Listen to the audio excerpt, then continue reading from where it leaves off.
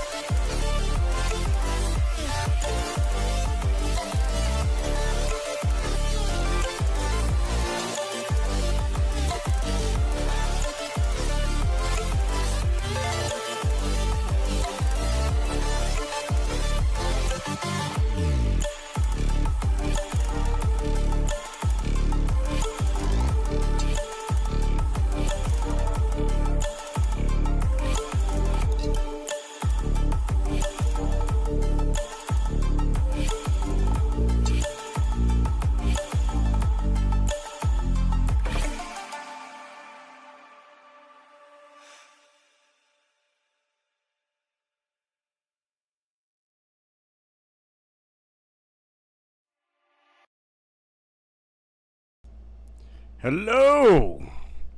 We have returned to complete the Gulf War. Yes, we're gonna go over the aftermath and the cost. And then we'll be done with it. And it looks like next time we're gonna be going over Vietnam. A tragic failure in American war history. A complete and utter disgusting failure. Yep. That was the Vietnam War. Give me just a second. Let me do this real quick. Skis here.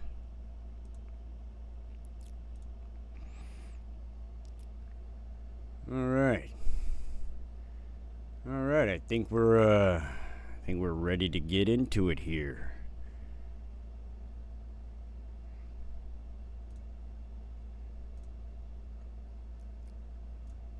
Yep. Yes, we are. Alright. Fucking A. It's about goddamn time. Anyways, welcome in to Battle Tactics and War Strategies with a Ninja. Let's fucking go. Yeah, next time we'll be doing Vietnam, so let's get into the aftermath of the Gulf War.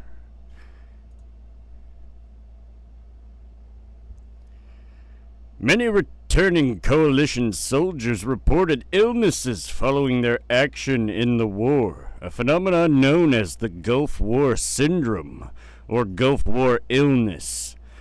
Common symptoms reported are chronic fatigue, fibromyalgia, and gastrointestinal disorder. There's been widespread speculation and disagreement about the causes of the illnesses and the possibility related birth defects. Oh, shit. Researchers found that infants born to male veterans of the 1991 war had higher rates of two types of heart valve defects. Some children born after the war to Gulf War veterans had a certain kidney defect that was not found in Gulf War veterans, children born before the war. Researchers have said that they did not have enough information to link birth defects with the exposure to toxic substances. In 1994, the U.S. Senate Committee on Banking, Housing, and Urban Affairs with respect to the Export Administration published a report entitled The U.S. Chemical and Biological Warfare-Related Dual-Use Exports to Iraq and Their Possible Impact on the Health Consequences of the Gulf War. Shit, that was a mouthful for a title. Fuck. This publication, called the Regal Report, summarized testimony that this committee had received establishing that the U.S. had in the 1980s supplied Saddam Hussein with chemical and biological warfare technology. That Saddam had used such chemical weapons against Iran and his own native Kurds, and possibly against U.S. soldiers as well, plausibly contributing to the GWS, or Gulf War sickness. Disgusting. A 2022 study by Dr. Robert W. Haley of the University of Texas Southwestern Medical Center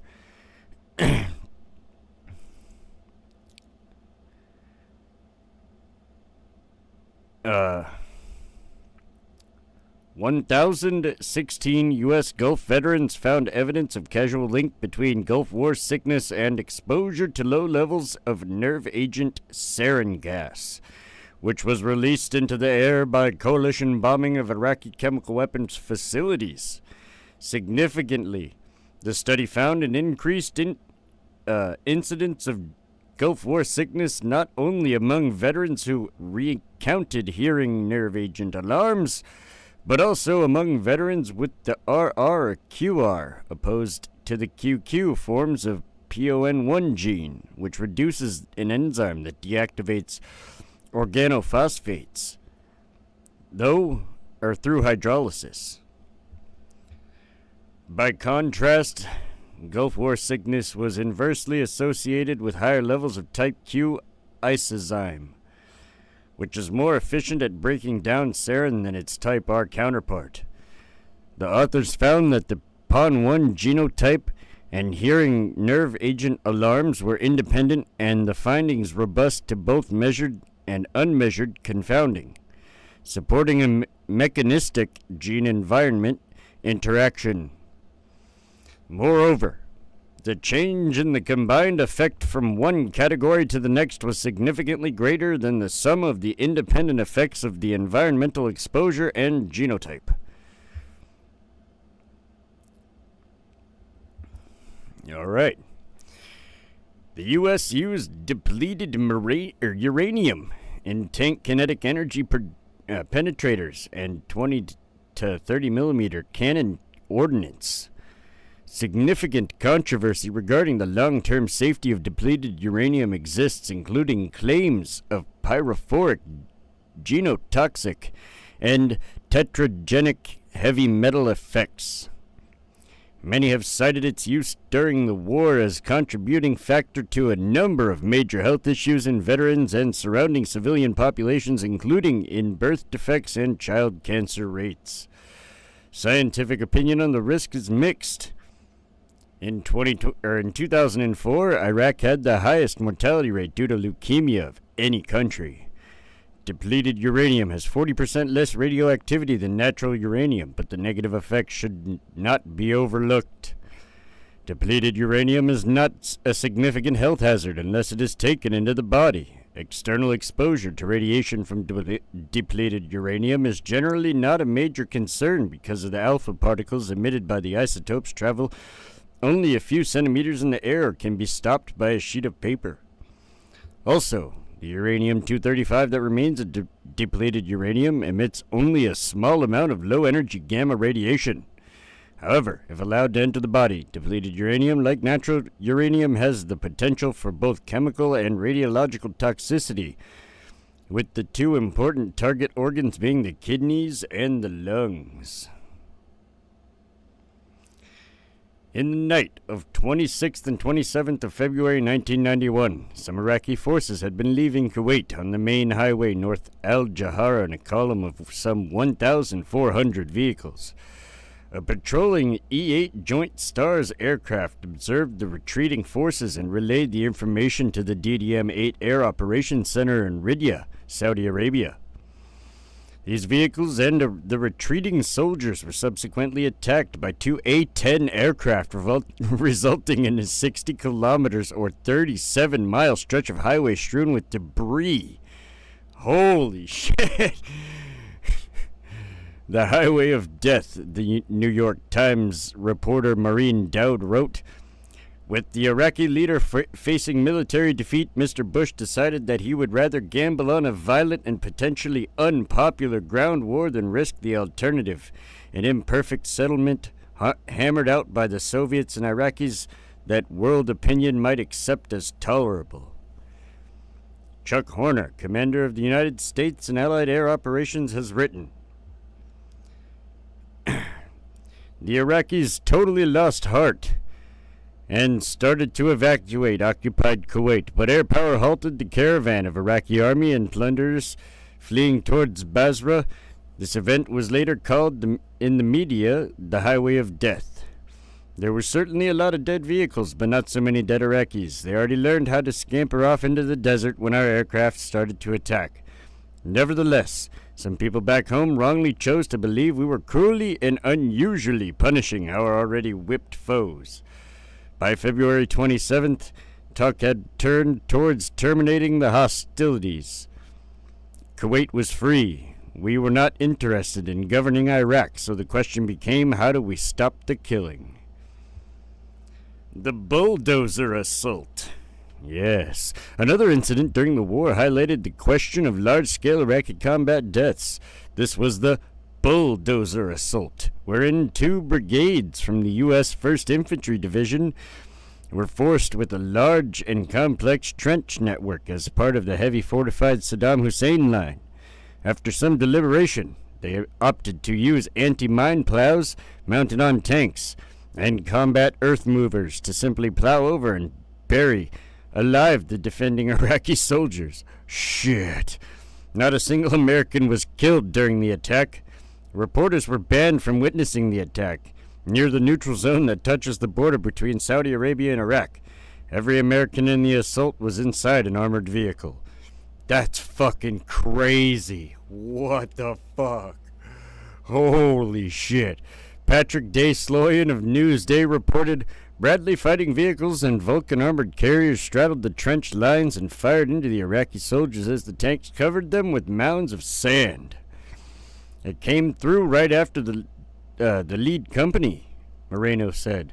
What you saw was a bunch of buried trenches with people's arms and things sticking out of them. However, after the war, the Iraqi government said that only 44 bodies were found. Shit. In this book, The Wars Against Saddam, John Simpson alleges that United Forces attempted to cover up the incident. After the incident, the commander of the 1st Brigade said, I know burying people like that sounds pretty nasty.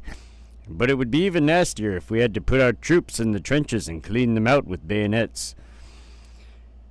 Secretary of Defense Dick Cheney did not mention the 1st Division's tactics in an interim report to Congress on Operation Desert Storm. In the report, Cheney acknowledged that 457 enemy soldiers were buried during the ground war. Damn. A Palestinian exodus from Kuwait took place during and after the Gulf War. During the Gulf War, more than 200,000 fled Kuwait during the Iraqi occupation of Kuwait due to harassment and intimidation by Iraqi security forces. In addition to getting fired from work by Iraqi authority figures in Kuwait, after the Gulf War, Kuwaiti authorities forcibly pressured nearly 200,000 to leave Kuwait in 1991. Kuwait's policy, which led to this exodus, was a response to alignment of Palestinian leader Yasser Arafat and the PLO with Saddam Hussein. Those who fled Kuwait were Jordanian citizens. In 2013, 280,000 Jordanian citizens of Palestinian origin lived in Kuwait. In 2012, 80,000 Palestinians without Jordanian citizenship lived in Kuwait. Saudi Arabia expelled Yemeni workers after Yemen supported Saddam during the Gulf War. Well, of course they did. They were like, damn it. You guys are further south than us. We're like in between you two. You ain't gotta worry about it, you bastard. Anyways, coalition bombing of Iraq's civilian infrastructure. In the 23rd of June 1991 edition of Washington Post, reporter Bart Gellman wrote, many of the targets were chosen only secondarily to contribute to the military defeat of Iraq. Military planners hoped the bombing would amplify the economic and psychological impact of international sanctions on Iraq's society. They deliberately did great harm to Iraq's ability to support itself as an industrial society. In the January and February 1995 edition of Foreign Affairs, French diplomat Eric Rollier wrote, the Iraqi people, who were not consulted about the invasion, have paid the price for the government's madness. Iraqis understood the legitimacy of a military action to drive their army from Kuwait, but they have had difficulty comprehending the Allied rationale for using air power to systematically destroy or cripple Iraqi infrastructure and industry. Electric power stations, 92% of installed capacity destroyed. Refineries, 80% of production capacity. Petrochemical complexes, telecommunication centers, including 135 telephone networks, bridges, more than 100, roads, highways, railroads, hundreds of locomotives and boxcars full of goods, radio and television broadcasting stations, cement plants and factories producing aluminum, textiles, electric cables, and medical supplies. However, the UN subsequently spent billions rebuilding hospital, schools, and water purification facilities throughout the country. Alright, well, at least they went in and fixed a bunch of shit that they destroyed. Sorry, we'll take care of it, we got it. During the conflict, the coalition aircrew shot down over Iraq were displayed as prisoners of war on TV, most with visible signs of abuse. Among several testimonials to poor treatment, USAF Captain Richard Storr was allegedly tortured by Iraqis during the Persian Gulf War. Iraqi secret police broke his nose, dislocated his shoulder, and punctured his eardrum. Royal Air Force Tornado crew John Nichol and John Peters have both alleged that they were tortured during this time. Nichols and Peters were forced to make statements against the war on television. Members of British Special Air Forces Bravo 20 were captured while providing information about an Iraqi supply line of Scud missiles to coalition forces. Only one, Chris Ryan, evaded the capture, while the group's other surviving members were violently tortured. Flight surgeon, later General Rhonda Cornum, was essayed by one of her captors after the Black Hawk helicopter in which she was riding shot down while searching for a downed F-16 pilot. Dang. Shit got dark real quick. Operation Southern Watch. Since the war, the U.S. has had a continued presence of 5,000 troops stationed in Saudi Arabia, a figure that rose to 10,000 during 2003 conflict in Iraq. Man, the 2003 conflict, holy shit. Aren't we all glad that's over? Operation Southern Watch enforced no-fly zones over southern Iraq set up after 1991. Oil exports through the Persian Gulf shipping lanes were protected by Bahrain-based U.S. Fifth Fleet. Since Saudi Arabia houses Mecca and Medina, Islam's holiest sites, many Muslims were upset at the permanent military presence. The continued presence of U.S. troops in Saudi Arabia after the war was one of the stated motivations behind the September 11th terrorist attacks, the Khobar Tower bombing, and the date chosen for 1998 USA embassy bombings. Yeah, I don't know about that first one. Heard some pretty controversial data about that I'm not going to get into because I don't want to get taken off YouTube, which was 8 years to the day that U.S. troops were sent to Saudi Arabia. Osama bin Laden interpreted the Islamic prophet Muhammad as banning the permanent presence of infidels in Arabia in 1996. Bin Laden issued a fatwa calling for the U.S. troops to leave Saudi Arabia.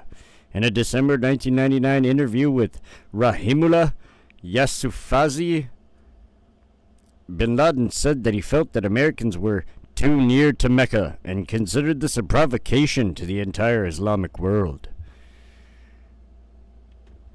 On August 6, 1990, after Iraq's invasion of Kuwait, and the UN Security Council adopted Resolution 661, which imposed economic sanctions on Iraq, providing for a full trade embargo, excluding medical supplies, food, and other items of humanitarian necessity.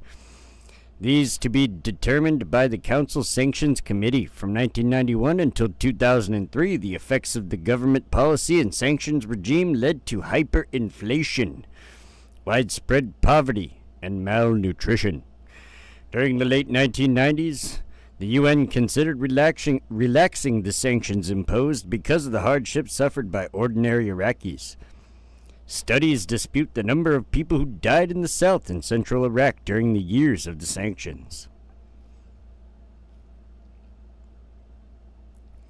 The draining of the Kurna marshes was an irrigation project in Iraq during and immediately after the war to drain large area of the marshes in the Tigris and Euphrates river system, formerly covering an area of about 3,000 kilometers. A large complex of wetlands were nearly emptied of water and the local Shiite population relocated. Following the war and 1991 uprisings, by 2000, the United Nations Environment Program estimated that 90% of the marshlands had disappeared, causing desertification of over 7,500 square miles. Holy shit. The draining occurred in Iraq and to a smaller degree in Iran between the 1950s and 1990s to clear large areas of the marshes, formerly covering an area of around 7,700 square miles. The large complex of wetlands was 90% drained before the 2003 invasion of Iraq. The marshes are typically divided into three main submarshes: the Hawazeh, Central, and Hamar marshes, and all three were drained at different times for different reasons. Initial draining of the central marshes was intended to reclaim land for agriculture, but later all three marshes would become a tool of war and revenge. Many international organizations such as the UN Human Rights Commission and the Islamic Supreme Council of Iraq, the Wetlands International, and the Middle East Watch have described the project as a political attempt to force the marsh Arabs out of the area through water diversion tactics. Dang. It's like it never stops. On the 23rd of January, Iraq dumped 400 million U.S. gallons of crude oil into the Persian Gulf, causing the largest offshore oil spill in history at the time. It was reported as a deliberate natural resources attack to keep the U.S. Marines from coming ashore.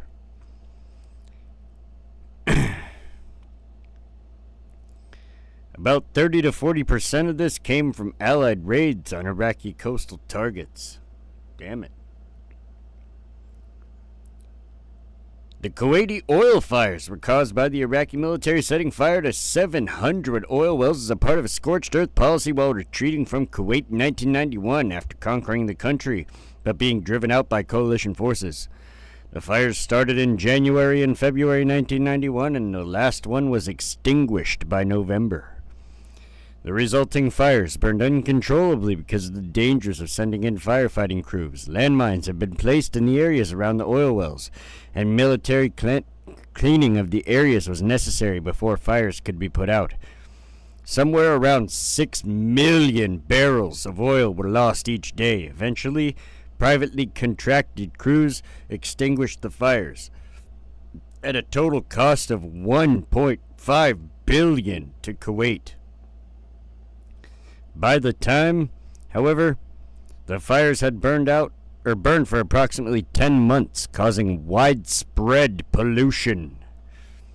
Damn. And now for the cost.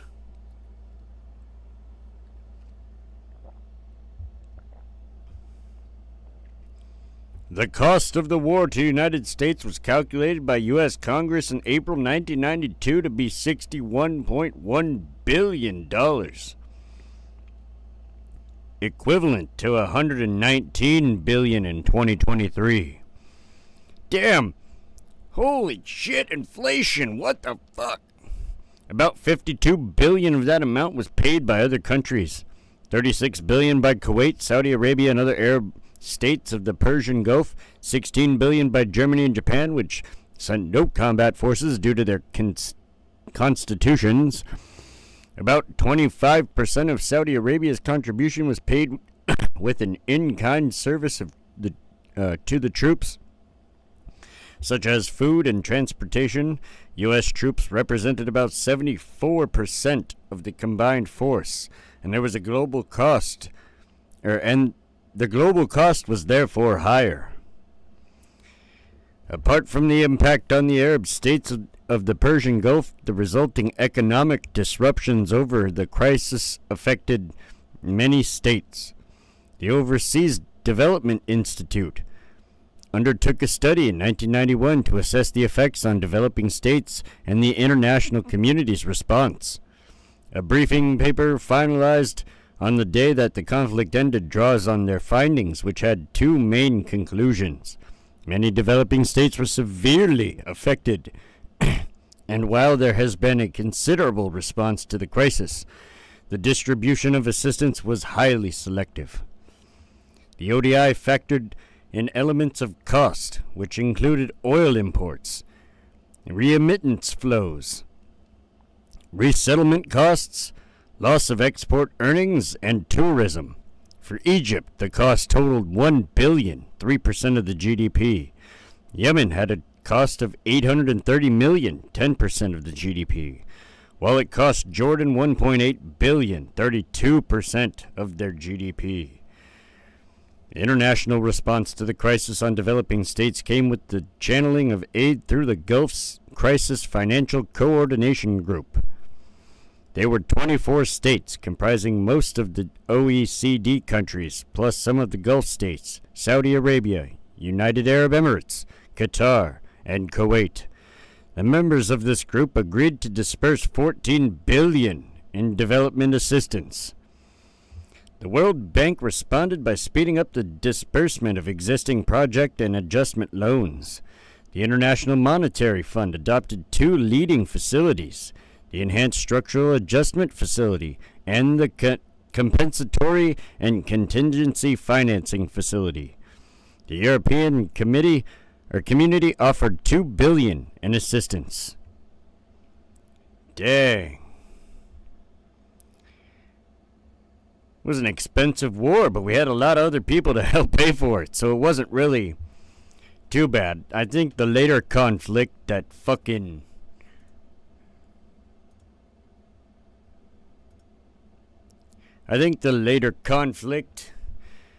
you know, the one in good old fucking George Bush Jr., that douchebag started... Oh, man. I mean, he didn't start it, but kind of did. I mean, he was the president at the time that we went in. That fucking guy. That guy's fucking funny, man. Oh, my God. I have something for this. Hold on. I have something for Bush Jr. Hold on.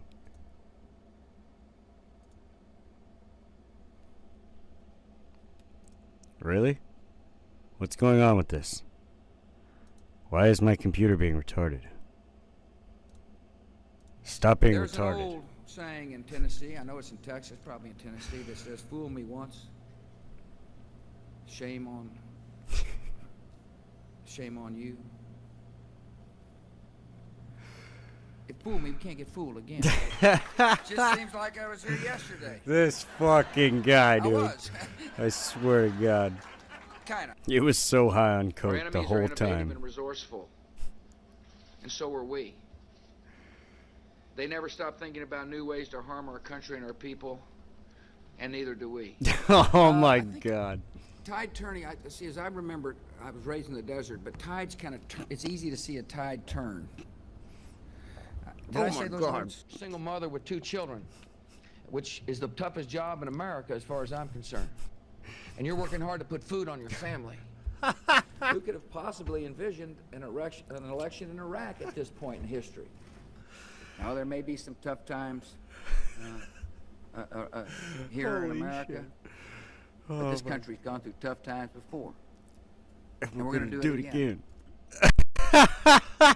Oh my God, that fucking guy. I swear to God, dude, that guy's such an idiot.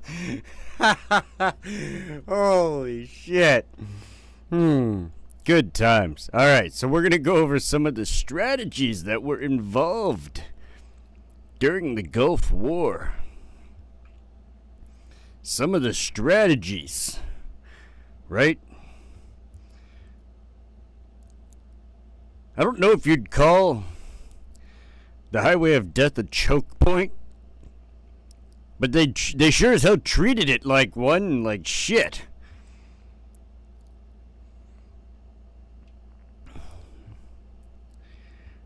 The Iraqis used scorched earth. We went over that. They used scorched earth, most definitely. They tried to withdraw, and that didn't work. Nobody really had the high ground. It's pretty flat over there. That's kind of funny. Think about all of the strategies that we went over, right? The United States definitely displayed air supremacy. Like, by far. I mean, even air-to-ground supremacy. You can't beat the A-10, man. I'm telling you. Listen. If there's a draft, even if I'm not eligible for it because I might be a little bit too old, I will still willingly go sign up. As long as they put me in an A-10, man, I'm down. Shit. Just to fly the damn plane. Fucking A.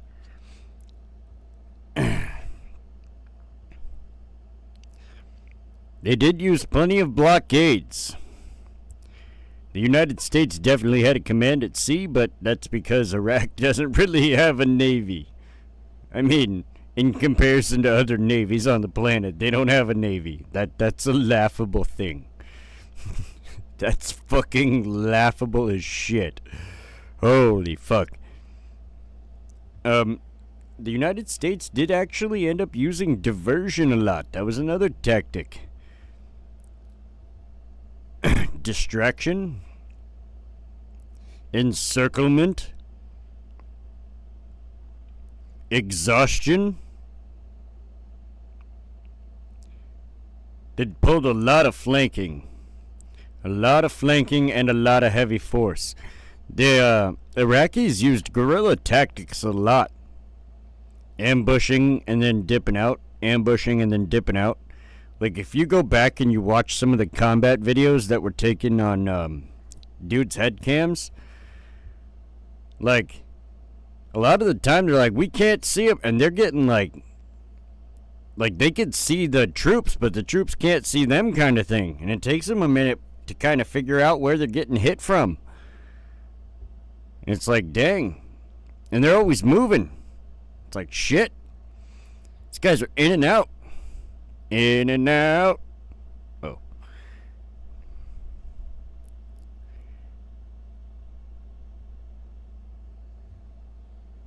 The U.S. did try to use limited warfare, but it didn't work.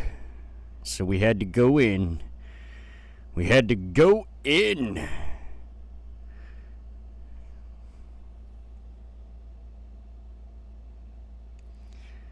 mean, we had a persisting strategy, which again seeks to destroy the means by which the enemy sustains itself.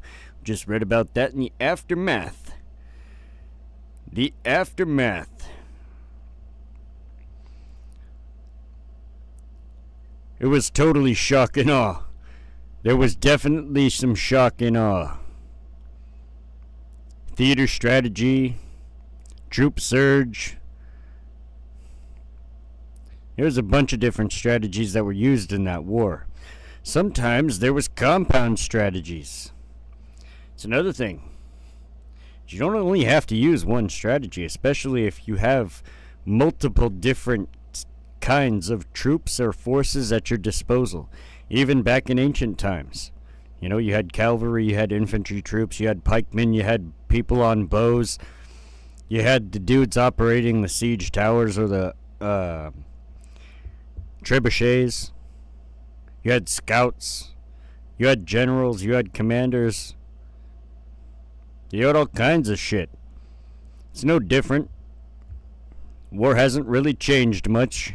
The only thing that has is technology and how we go about using technology to implement and better the strategies. Right? It is of my firm opinion, until somebody can change my mind, that war is a necessity. It just is.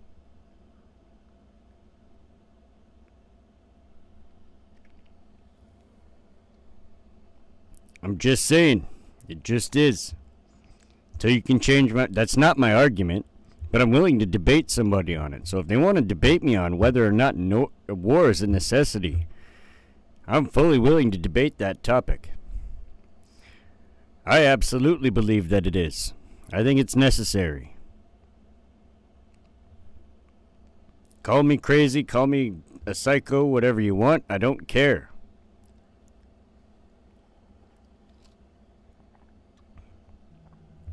Whether it is a necessity or not, it is something that human beings have done since before civilization was a thing. Like agricultural revolution kind of civilization. Post-agricultural revolution is no different than pre-agricultural revolution as far as war is concerned, other than there's bigger tribes of people. That's it. That's the only difference, is the tribes get bigger. But there isn't much difference other than that. So, again, I'd much rather be a warrior in a garden, then a gardener in a war. Thusly, I would say it is beneficial to know different strategies and at least know history.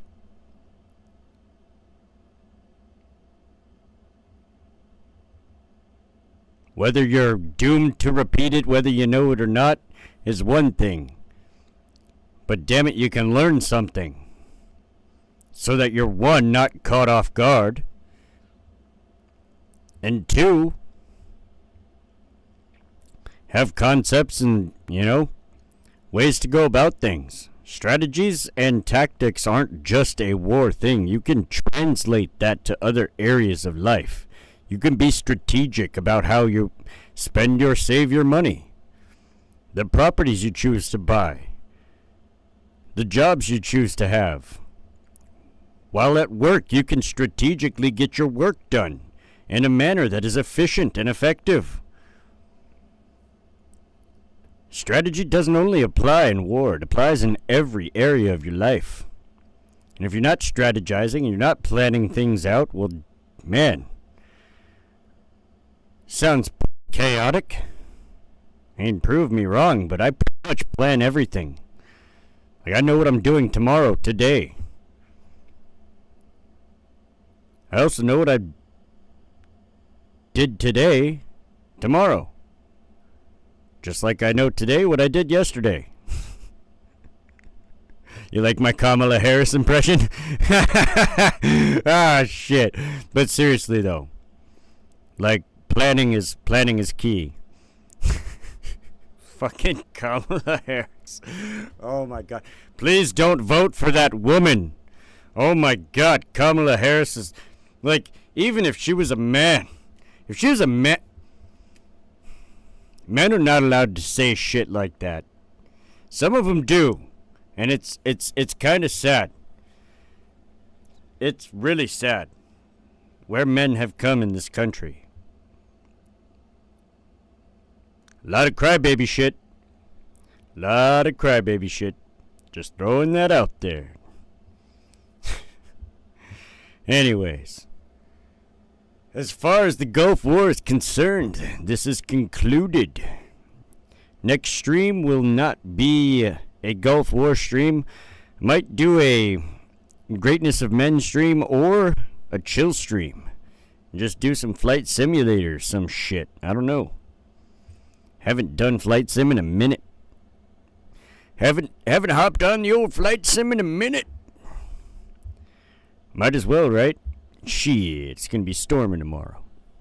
Anyways, I hope all of you have a wonderful night, morning, afternoon, evening, wherever you're at in the world.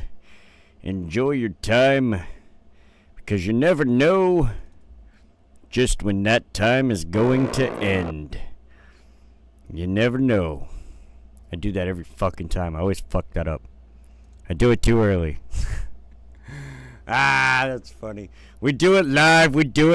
I'll see you guys next time for the chill stream. For the chilleth McStreameth. And then we'll decide for sure whether or not we're doing Vietnam, because I still have another couple of options. But it's all like one vote each. So maybe I'll run a poll next time. I don't know. We'll see. We'll definitely see. But that being said, enjoy it. That's it for me.